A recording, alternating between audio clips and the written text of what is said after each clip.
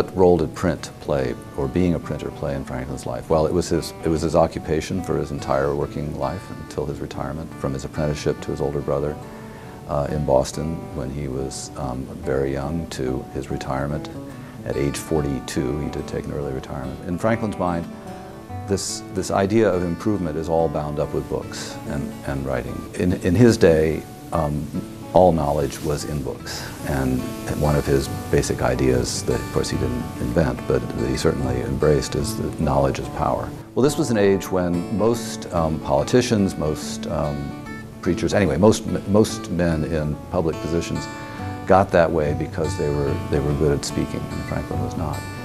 What he was good at, of course, was writing. He was probably the best writer in America in the 18th century, and many of Franklin's writings were not written in the first person anyway. He wasn't writing as Benjamin Franklin.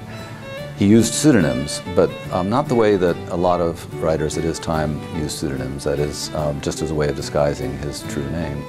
He used pseudonyms that were part of a whole character that he created.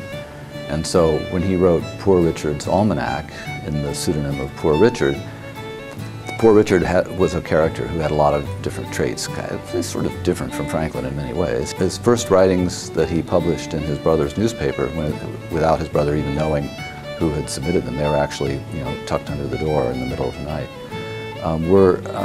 were a series of essays in the character of an old widow named Silence Dogood, who had a lot of bees in her bonnet. And nobody knew it was Franklin because the character seemed so real. They figured it must be an actual widow in Boston who was writing these things. In some of his writings he used characters who were African American or Arabic. He had a whole series of characters that he used and he almost never used the same one twice.